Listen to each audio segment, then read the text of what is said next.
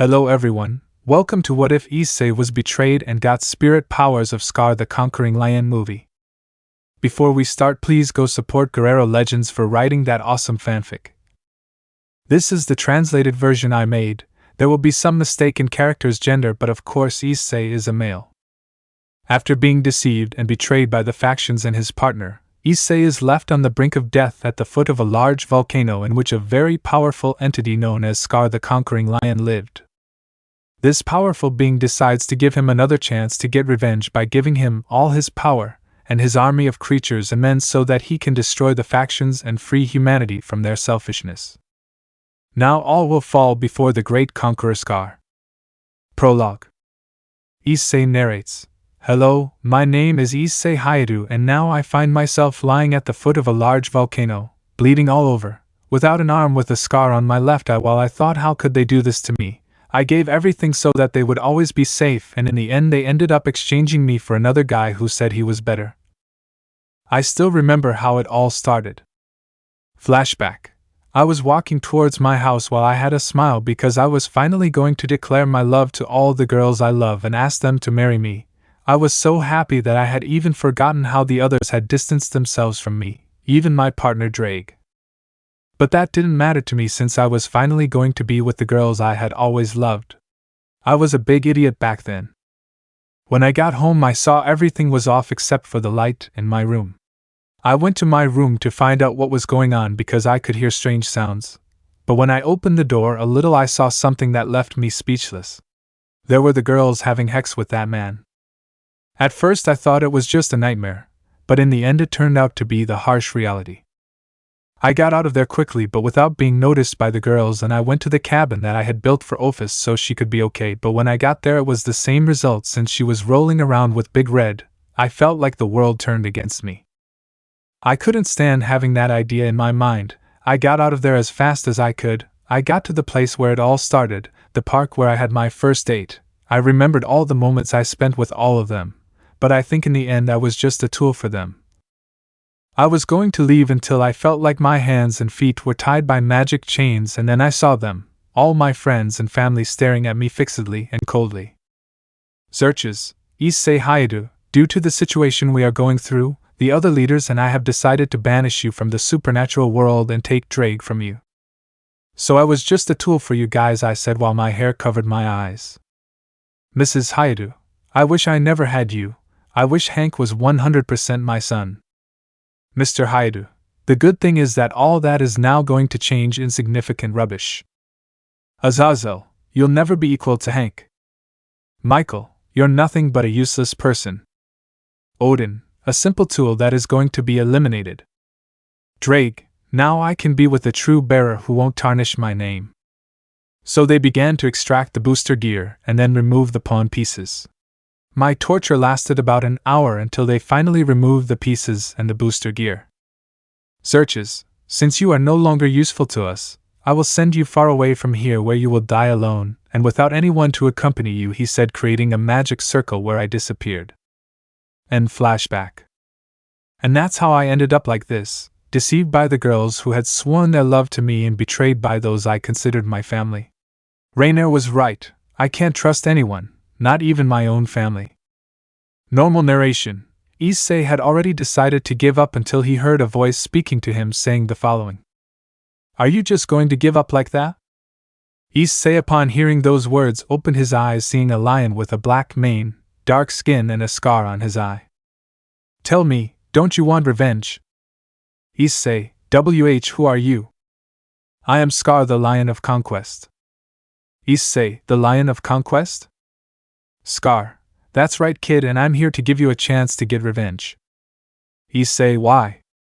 "Scar, for years I've seen how these supernatural beings treat humanity. As if they were just tools that can be thrown away when they no longer serve them, and I'm tired of seeing that." "Issei, and that's why you want to help me? To finish them off?" "Scar, that's right kid, but it's your decision," he said, approaching Issei. "What do you choose? Die because of them or live so that people no longer go through that suffering?" Issei thought for a few minutes until he finally knew what to choose. "Issei, I choose to live and end the factions." "Scar, Good decision, boy, he said with a smile as he brought his head closer to Issei. The brown-haired boy touched Scar's head and a great light appeared along with a lion's roar. Now the factions will face a new enemy that will fight for the freedom of humanity. Chapter 1. It's been a year since Issei Haida was betrayed by all the factions and things didn't go as well as the leaders expected since several things happened that took them by surprise. First there was the accident with Serorg and Sekviria since they realized what they had done to their friend and decided to confront all the traitors. Flashback 4 months after the betrayal. We can see all the traitors gathered in the hall of the Great Gremory Mansion talking to the new Circuitii, but it seemed very strange to them that Drake did not materialize or speak, but Hank always told them that he was sleeping. Everything was peaceful for them until the door of the Great Hall was sent flying. Everyone did not understand what was happening until they saw Serorg and Sekviria, and it was noticeable that they were more than furious. Searches, Serorg, what does this mean? Serorg, and you still have the nerve to ask? You damn wretch, he said furiously, shocking everyone. Sekviria, tell us why you betrayed Issei. Serorg, why did they do it? Serafal, please, that poor devil didn't know how to satisfy a woman. Rias, he was a hopeless pervert. Aquino, so we decided to change him to Hank Kun. Azazel, plus he's a better carrier than that useless brat. Vala, you're right, I'm already looking forward to fighting him. Serorg, they are damn, he shouted as he threw himself at them just like Sekviria, but what he didn't know was that Sekviria's familiar was recording everything. Both had to use more power than their bodies could tolerate to put up a good fight with all of them, but in the end the result was not favorable for both boys. Michael, it's over, Serorg, Sekviria. Odin, pledge your allegiance to Hank, and we can be okay. Serorg, dead before swearing loyalty to that trash, he said, spitting in Odin's face. Sekviria, damned, one day they will open their eyes and regret it. Irena, blah blah blah, it's so boring to hear your dirty words. Searches, well then you leave me no choice, I'm going to condemn you to 1,000 years in the deepest and darkest cells of the underworld, he said, making a magic circle making both boys disappear. While Sekviria's relative just watched helplessly and then left with the evidence somewhere else. End flashback.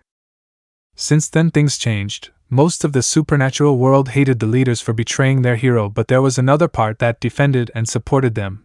The same happened with the council. Everyone supported the leaders, but there was one who disagreed since Issei was like the son he never had.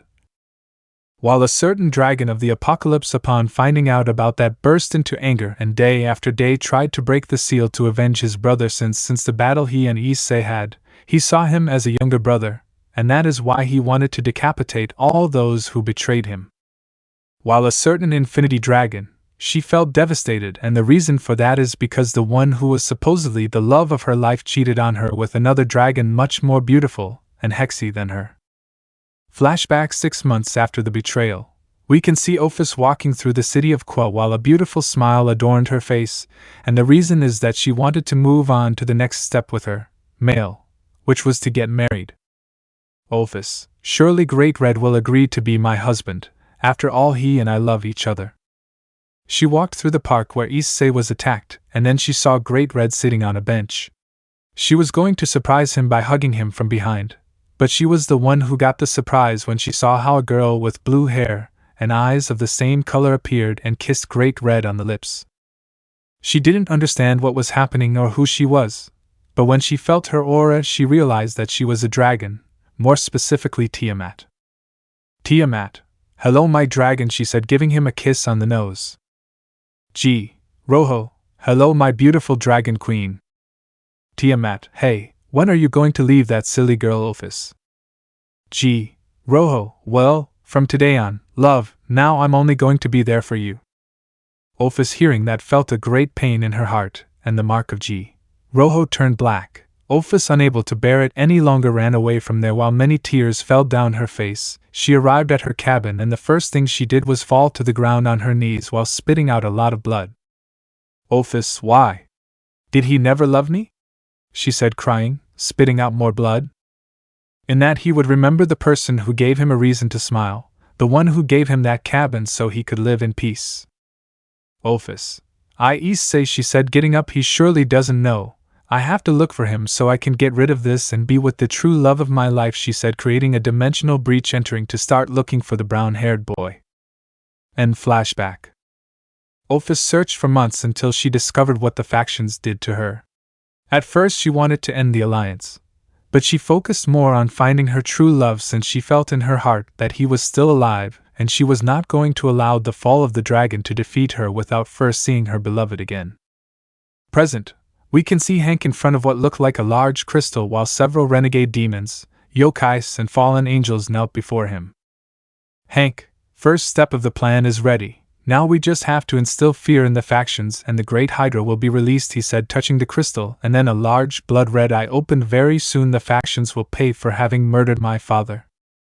Renegades, hail great Hank Lucifer, they shouted, while the aforementioned only smiled without knowing that they were being watched by a large figure made of shadows and flames.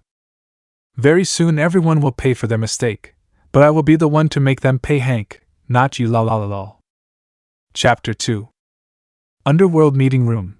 We can see the faction leaders with their best clans discussing a very important issue, since for almost 2 weeks several disappearances of many members in their factions have been reported, but more in the demons faction.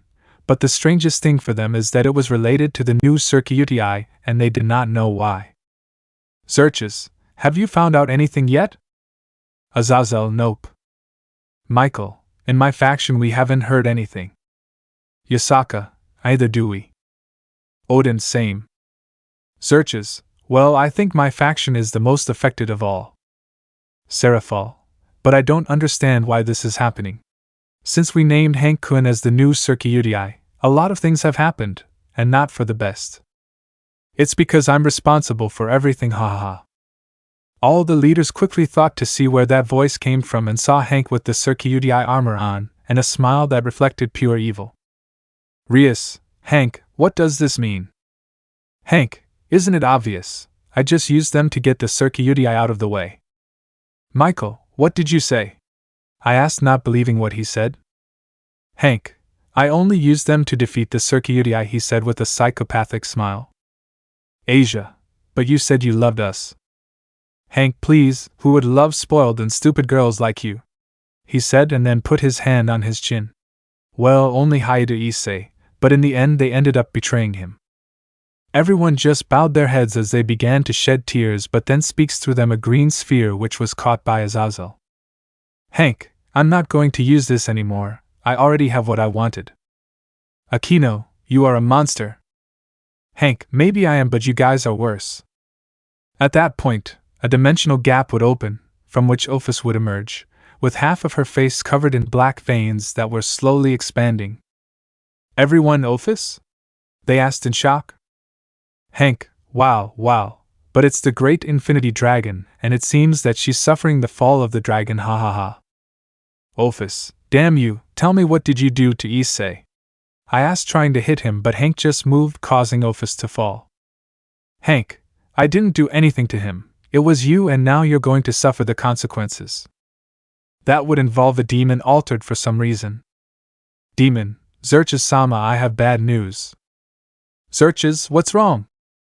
Demon, Tartarus has been attacked and all the prisoners have disappeared, including Serorg and Segveria.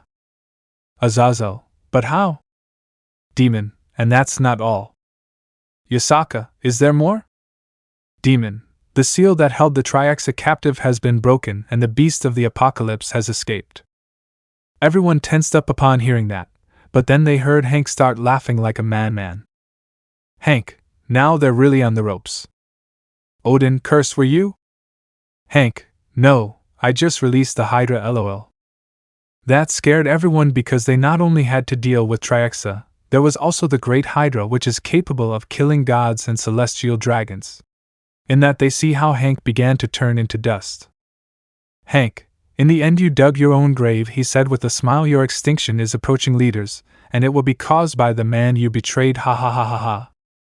Everyone was shocked to hear that, but they saw a crystal sphere in the dust and took it, activating it by accident, and then an image of the inside of a volcano began to project where 3 unconscious people were found. Searches, yes, they are Segveria and Serorg. Michael, but who is the other one? Ophis, it is, Triaxa. In the volcano, the three began to wake up, noticing that they were no longer in the cells of Tartarus / in the seal. Serorg, but what happened? Segviria, my head hurts a lot. Serorg, Segviria, are you okay? Segviria, yes, but do you remember what happened? Serorg, not much, just that there were a lot of gunshots, and someone knocked me unconscious. Triaxa, damn it, she complained, drawing the attention of the two demons. When I find the idiot who hit me, I'm going to gut him. Issei / Triaxa, they said, surprised. Triaxa, huh? Wow, that's Segviria and Serorg. Segviria, how did you leave the label? Serorg, and what are you doing here? Triaxa, don't worry, I don't remember very well, I only remember the times I tried to break that seal to avenge Issei. Segviria, do you know what happened to Issei? Triaxa, that's right, and I was very angry when I found out. Serorg, and what else happened? Triaxa, well, as I said, I tried to break the seal, but then I saw a kind of lava starting to cover it, and then break it, but before I left I felt that I was hit, leaving me unconscious, and the only thing I could hear was laughter. Segviria, but who could have brought us here? I can explain that to you, Segviria said, a somewhat deep voice. At that the lava began to shine more and formed a figure.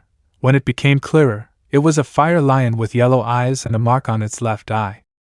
It's been a long time, my friends. Chapter 3. Segviria, Serorg and Triaxa did not know what to say or think, since what they were seeing was something they had never seen in their lives, since if their eyes did not deceive them, in front of them they had a great lion of fire that seemed to know them very well. While in the meeting, all the leaders were very shocked to see that lion, but Ophis was beginning to feel a pain in her heart, although she did not know why. What's wrong with you? Aren't you happy to see me? Serorg, who are you? It hurts that you don't remember me, Serorg, he said, pretending pain. Well, I am Scar the Conqueror, but you knew me by the name of Issei Hayato. That took everyone by surprise, since they didn't think that this great lion was their greatest friend / brother Issei, but the most shocked were the leaders, the Gremry girls and Ophis. Segviria, if you're Issei, prove it. What was the promise we made to each other before he disappeared? Scar, I promise to be with you no matter what happens. Serorg, during our fight I promised to take care of Rias. Besides, you gave me some advice to declare my love, and finally, Triaxa, we became brothers after the fierce battle we had in the seal, knocking out a tooth. Triaxa, yes, I remember. Segviria, Issei, it's really you, he said with a smile and shedding tears. Serorg, but what happened to you? Scar, do you really want to know? He asked, receiving a nod from the three. Well, it all started when I met Hank, he said, and then started singing when I was still part of the factions. I did not stop patrolling, until I saw a stranger that I wanted to accompany. He told me that he was very powerful and that he was an ally of the factions. He told me that he and I could protect the city. Well, I wanted to know what would happen if I was stronger than him. He had a surprise for me, and then his teeth bit my skin. That's how he marked me when they attacked us. We were surrounded, and I had to obey his orders. I lost control and unleashed all my power. I thought they were going to celebrate me, because I noticed the enemy, but they just ignored me and left with Hank. I became Scar, and I am going to conquer. Little by little they were leaving me aside, until they reached the point of having betrayed me. In the end, all my sacrifices and efforts meant nothing to them, but now the day has come when I will see the factions fall. I became Scar, and I will conquer. Oh, I became Scar. I will take my revenge. After finishing singing, Triaxa, Serorg and Segviria began to applaud him, while the leaders froze, since their greatest hero and friend now hated them and had planned to destroy the entire supernatural world. Scar, tell me, do you want to join me in destroying the factions once and for all? Triaxa, you can count on me, brother. Serorg, I'm in. Segviria thought about it for a few minutes until he finally decided to join Scar. Scar, perfect, then it's time, he said while having a smile. Scar's army attacked the factions.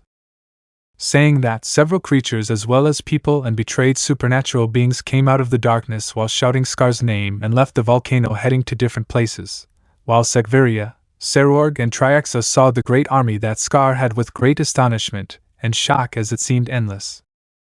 Scar, the time has come for the factions to fall before my power, he said while a smile appeared on his face, as did Serorg, Sekviria and Triaxa.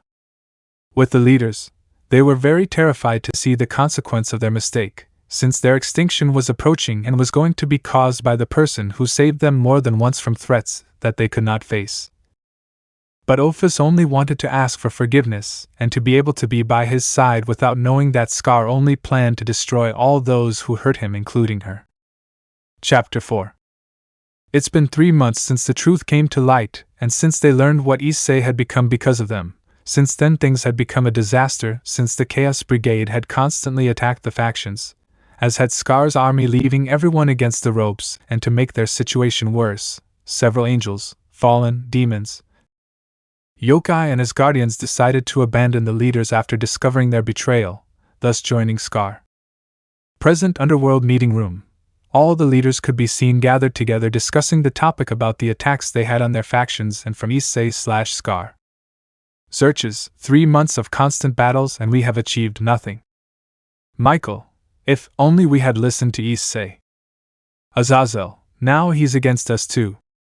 Yasaka, and it's not just us he's attacking, it's the Chaos Brigade too.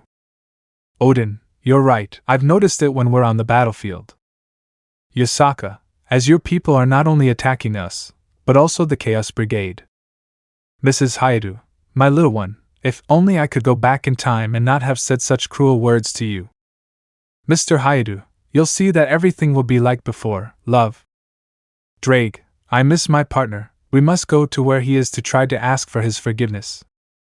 Albion, yes, of course, and that way we can go back to how it was before, he said with anger and sarcasm.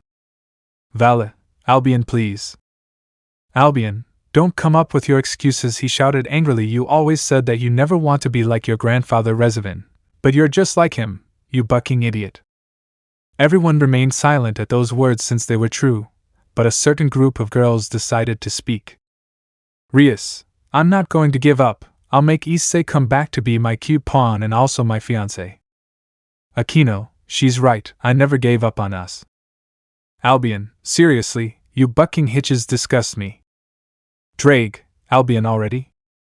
Albion, you better keep quiet since you're just an idiot who only thinks about his arrogance and pride. How I would like to go back in time, so I would never have faced you and be able to be free from this imbecile. Those words hit Drake and Vala's pride right on the head, as they were true. While in another part of the world, you could see a large meadow, very beautiful, but the most surprising thing is that that meadow at the beginning was the volcanic area where Scar took refuge. Everything was beautiful, but they could still make out the volcano despite being covered in grass.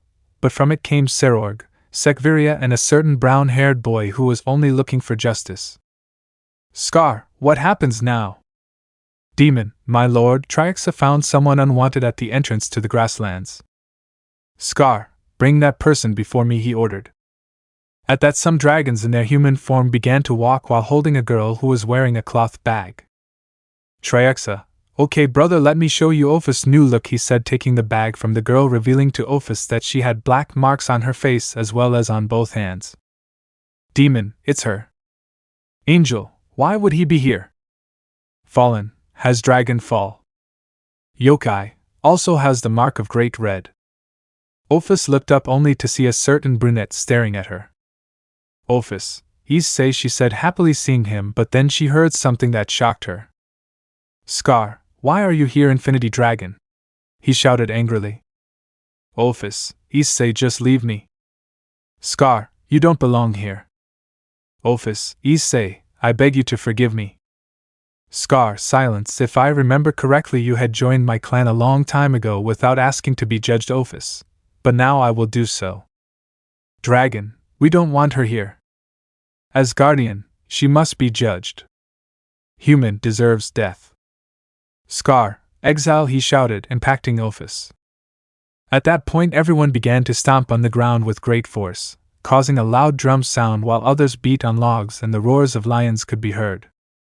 Ophis, no, she said, trying to approach Scar, but was stopped by some dragons in human form. Please, Issei, I beg. While he is alone, she looked at him seriously.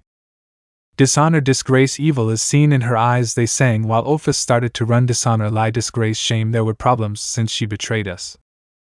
Dishonor, lie, disgrace, shame. An outsider will leave, evil is seen in her eyes. See you later. They started throwing stones at the Infinity Dragon, while she just cried about how they treated her. Dishonor, go somewhere else. Lie, disgrace, shame, go away. Traitor, there were problems since she betrayed us. See you later. And that several birds would go to her, starting to peck at her. She grew up with resentment, helpless and without love.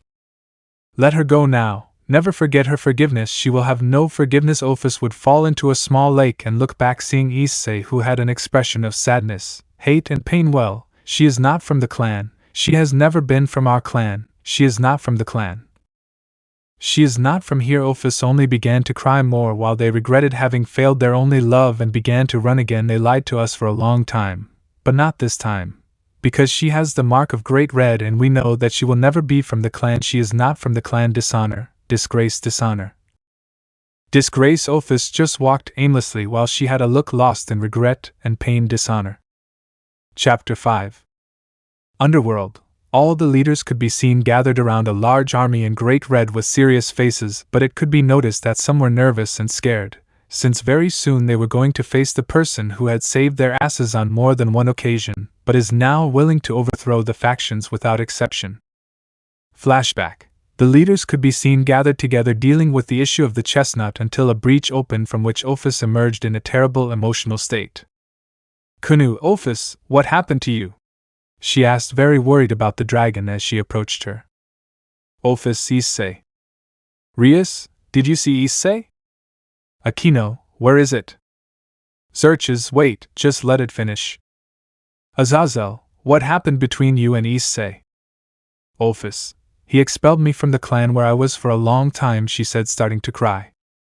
Everyone could not believe what was happening, since the Infinity Dragon was practically humiliated and expelled from her own clan, and it was Issei himself who expelled her. But from one moment to the next, Ophis fell to the ground while beginning to vomit large amounts of blood. Yasaka, what's wrong with him now? Azazel approached her to see her condition. Azazel, the curse has accelerated, he said sadly. There is only very little left for it to consume her completely. Everyone became sad at that, but out of nowhere a whirlwind of fire appeared in the room, from which Sekviria emerged. All Sekviria? Sekviria, hello faction leaders. Rias, what do you want? She asked, annoyed, while preparing an attack of destruction. Sekviria, I just came to leave you a message from Issei-kun, he said without backing down. Michael, what message would that be? Sekviria, you are the reason why there are always strong enemies seeking destruction. Your greed always leads to catastrophes, and that is why Issei Hayate, or rather Scar, will eliminate the entire supernatural world, starting first with the demon faction. Upon hearing this, everyone was terrified because the person they considered their hero was going to exterminate them. Xerxes, Sekviria can't do this to us. Sekviria, save your blackmail. Lucifer, you brought this on yourself, so face the consequences now. Saying that, he disappeared in a whirlwind of fire, leaving everyone scared of what might happen now. End flashback. Since then, the leaders had been training like crazy and gathering all the men they could for the coming battle. They had also created a fortress on the battlefield to have more advantage. Ophis was in a hospital not far from there, but she felt the ground rumble while she heard the sound of drums. Ophis, Issei, he said weakly as he tried to get up. On the battlefield, everyone was very scared, since in front of them was the great army of Scar being commanded by Serorg, former heir of the Bale House. Serorg, advance, he shouted as Scar's army continued to advance. The allied factions only saw this with great fear at seeing such a huge army. Venelana, Serorg, this doesn't have to be like this, she said, drawing the brown-haired boy's attention. Come back with us, and everything will be like it was before. Serorg, stop, he shouted, stopping his army. Everyone thought that Venelana had managed to convince her nephew, but then they saw how Scar's great army began to hit the ground with their weapons while the creatures began to roar. Serorg, do not have any mercy on them, because they will not have any on you, he shouted, praying that they would hear him. The allied factions, upon hearing that, were stunned as Serorg was ready to go for it all. Some supernatural beings prepared some magical attacks while others took out bows and prepared to shoot. The blows and roars were heard from far away, causing several demons to begin to feel fear despite being so far away. Each side was just waiting for the other to start the war until a demon let go of an arrow that was intended for Serorg, but a human stepped in the way, receiving the arrow in his heart. Xerxes, stop it. The human was about to fall until he was held by Serorg. Man, now I saved your skin, sir, he said with a smile before dying. Serorg just looked at his war companions sadly as the creatures began to roar in hatred. Human, damn you! Dragon murderers! Serorg, attack, he shouted, causing his army to advance towards the fortress to start attacking, and thus the war begins. Chapter 6. The war had begun and Scar's army began to march towards the fortress while the allied factions prepared to attack without knowing that a little surprise awaited them. Michael, prepare your attacks, he shouted as all the supernatural beings prepared to attack. Gabriel, the armor on those things doesn't cover their necks well, nor the lower part of their arms. Azazel, attack. Shouting that, several magical attacks as well as arrows were directed against Scar's army, which continued to advance despite suffering many casualties. Odin, attack my Valkyries, he shouted, causing his Valkyries to start throwing their magic attacks. Yasaka, my Yokais, he shouted, causing his warriors to prepare fire. The allied factions thought they had won the battle, but then some humans fired their weapons and counterattacked with several arrows until some humans ran towards the wall until they were lifted by some demons to begin to fly and entered the castle, beginning to fight hand to hand with the alliance. Serorg, Sekviria to Ionar Ro, he shouted as he hit one of them hard in the chest. Sekviria, I've been here for 17, he said, blocking an angel's attack with a knife and then piercing its heart. Serorg, what? I won't let a little girl addicted to mechas beat me, he said, annoyed, while hitting a fallen from the alliance, sending him flying towards the leaders. Sekviria, another two, he shouted as he made 2 members of the alliance impale themselves with his swords. With the Gremry, they had no compassion for their enemies since they even disintegrated them, leaving nothing behind but pure dust. Rias, I want Issei back, she screamed madly while throwing the power of destruction at some yokais. Akino, Era, so they resist, she said, seeing how some humans got up with some wounds. Kaneko, they are a nuisance, she said, launching her senjutsu to eliminate them. But then a wall rose in front of them, protecting them. Then a laugh was heard that made the alliance shudder, and then they saw how a large amount of lava shot out from the depths of the earth to begin to form the head of a lion.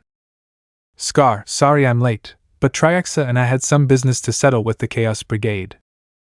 Saying that, a large black light passed quickly between the alliance troops, and then they all fell. Then next to Scar appeared a very frightening black armor. Someone missed me, he said mockingly. Leaders, Triexa? They shouted, quite scared. Scar, it's time to tip the scales of battle in our favor. Saying that, he gave a great and powerful roar that brought down the wall as well as sending many members of the alliance of factions flying. Scar, advance my great army, he shouted as his army did as ordered. The allied factions rallied only to see Scar's army advance and slaughter their own people without mercy. Demon, I'm sorry Xerxes-sama, but we can't beat them. The fortress is theirs. The army of the allied factions began to fall like music before the cruel winter. They could do nothing against the wrath of Scar's army, in addition to the fact that he supported them with his lion's roar, repelling the magical attacks that they launched against them, and they also received help from the Triexa. Xerxes, everyone back off, he said as he watched his people fall immediately. Demon, back off, back off. Azazel, we must go to Lilith's city, he suggested while holding Xerxes by the arm. We will have the opportunity to level the battle a little in our favor. Xerxes did not react. He only saw the corpses of his people as they fell at the hands of the Great Scar, the Lion of Conquest. Rias, brother, you must react, she said, shaking him. We must find a way for Issei to return to our side, she said without getting a response from the redhead. Michael, damn it, he said angrily, go back, everyone go to Lilith's city. The Alliance army began to retreat while Scar's army took the fortress. Great Red tried to attack Sacker but was intercepted by the Triexa. Triexa, where do you think you're going? Damn lizard, he said, annoyed. Gee, Rojo, you better get rid of Triexa. As he said this, he tried to hit him, but Triexa grabbed his hand and hit him hard, sending him flying away. Triexa, pathetic.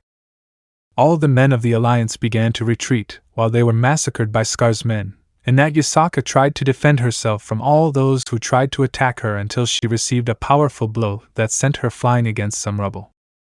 They all left from there, leaving Yasaka lying there while she was surrounded by Scar's men until he appeared in his human form with Triaxa, Serorg, and Sekveria. Yasaka, Issei-kun, she said weakly, please don't do this.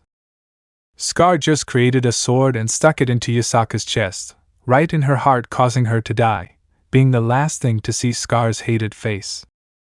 Scar, the age of factions is over, the age of freedom has arrived, he said as all his allies and companions shouted his name and title. The underworld is ready to fall. Chapter 7. Present Scar Kingdom. It was all peace and tranquility. 7 years had passed after the attack on the underworld, in which they rose in victory, reducing the underworld to rubble, causing very few demons to survive that devastation, in addition to destroying the only entrance that connected them to the human world. Now you could see many beings from the supernatural world, those who did not betray Issei/Scar, living together in great tranquility and joy in the great kingdom of Scar while enjoying the peace they had achieved. Although they knew that the other factions still existed, as well as some few survivors of the brigade, they enjoyed this peace they had. But what if we focus on Pride Rock? Everything was very quiet in that place. It seemed like there was no one, but then several quick footsteps were heard that seemed like someone was running. Then a little girl of about 7 years old was seen coming out of the cave that was in the rock. She had a small dragon tail as well as small wings and a beautiful smile. Girl, it's a beautiful day, she said, starting to run to get down from the rock until she was stopped and hugged by a certain brown-haired boy who looked a little older. Issei, Kiara, where do you think you're going? He asked while showing that he looked a little older since he had a somewhat short beard. His hair grew and his eye mark had already diminished a little. Kiara, hey, let me go, Issei, Kiara, we had already talked about it, he said while watching how the little girl ignored what he said while chasing a butterfly. Kiara, are you listening to me? He asked, stepping on her tail without strength to stop her and not hurt her. You are too important for you to put yourself at risk. Remember that, he said, being interrupted by the little girl. Kiara, the next to take on the throne, I know.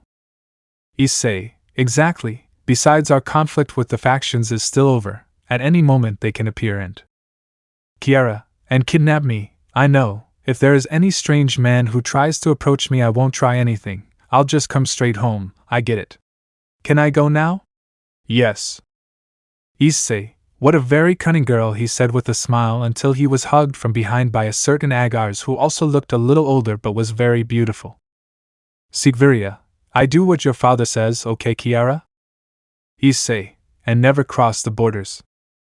Ever since Issei and I gave those idiots from the Chaos Brigade a good beating, they haven't stopped trying to cross our borders to try to take many of our people, said a dark-haired man. Issei, your Uncle Triaxa is right. There are also the factions. You should not turn your back on them. Kiara, like this? Why? Issei, sigh, forget it, just go play. Kiara, but it's just that. Issei, someday you'll understand, just go. Kiara, hey, she complained while putting on a smile and then going to play. Issei, and don't stray from the path I've shown you, she said out loud so he could hear her. Sekveria, haha, I still can't believe she accepted us, he said happily while hugging the brown-haired boy. Issei, huh? Who? He asked while looking at her. Sekveria, Kiara, I'm really happy that you accepted us as your parents even though you know we're not really your parents. Issei, ha, yes, the truth is that I laughed a lot at the expression you put on when he said mom to you, he said, and then was knocked down by the ex-Agars who got on top of him. Sekveria, but you are not far behind, love. I still remember how excited you were when I accepted to be your wife, she said, and then gave her a kiss on the cheek. It's going to be okay, Kiara. Love, she said, and then got up and started walking to the cave while dedicating a beautiful smile to the brown-haired boy. Issei, hey Serorg, Shingwen, come here, he said, calling the Bale, who had a beard and was one of those who previously belonged to the Council of Elders of the Underworld. Serorg, good morning, Captain, he said with a smile. Issei, look, I want you to keep a close eye on Kiara. Lately several members of the brigade and the factions have been seen around here. Serorg, don't worry, we'll follow her closely. When she gets old, she'll chase an old man, he said playfully. Xingwen, hey, he complained. Sire, it's the sad reality, my friend, accept it. Issei, guys, I trust you. Danger can be under any rock, he said, and then saw how the two of them went to watch Kiara, and he then saw the sky while remembering a certain infinity dragon. Sigh, hey Ophis. Everything has been different since you asked me to take care of Kiara and love her as if she were my daughter. Flashback 7 years before, much destruction could be seen in a large city as many demons, angels, fallen, yokas and Asgardians were seen retreating while a large army of men, dragons and other races took ground in the city. Among that great army were Triaxa, Serord with his armor, the only elder of the council who supported the brown-haired boy, Sikviria the former heiress of the Agar's house and a certain brown-haired boy who wore a golden lion armor. But you may wonder what happened? Well, after losing the battle at the fortress, the factions tried to take some advantage in the city of Lilith. But the result was the same, and as a consequence of that the capital of Lilith had fallen, and so Issei/Scar began to advance throughout the underworld, destroying everything until he reached the last territory that remained to be destroyed. The battle was quite hard, there were many dead on both sides, but in the end Scar's army emerged triumphant. Beginning to destroy the entire Gremry territory, Issei/Scar was standing in the middle of what was once the home of the Gremry, as he watched the Gremry clan along with Great Red and the leaders Michael and Azazel retreat, which were badly injured. Rias was the only one to turn around, seeing how he had a cold look directed at them, but she only smiled as behind him there was a demon with a spear bathed in Samuel's blood. The brown-haired boy was going to attack Rias and company, but then he felt someone hug him from behind.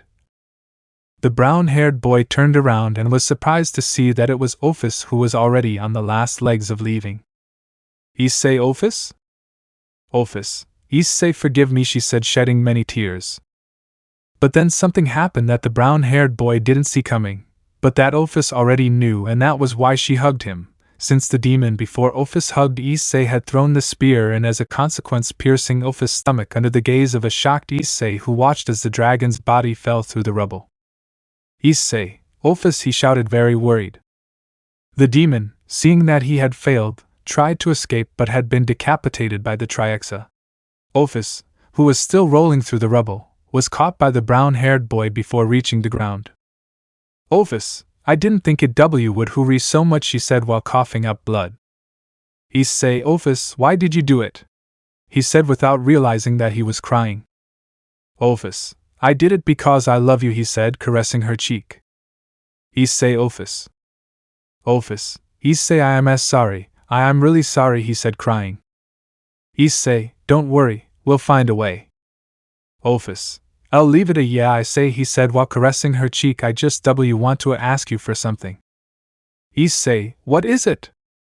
Ophis, please, TT, take care of my Arc daughter, she said, surprising Issei. Please, that's the ly thing I ask of you. Issei, I will.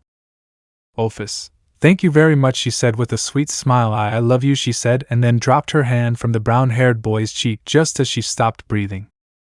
The brown-haired boy only began to cry harder as he hugged Ophis' lifeless body while all his allies looked at him sadly. End flashback. After that he searched relentlessly for Ophis' daughter until he found her and raised her as his own. Issei only wondered what it would have been like if he had been able to save Ophis. But he knew very well that she was now in a place while she watched over them from up there among the stars. Let me know in the comments below if you guys want the next part. Also check out my other video that has been shown in left. Thank you for watching. If you enjoyed this video, please like and share this video. And have a fantastic day. Bye.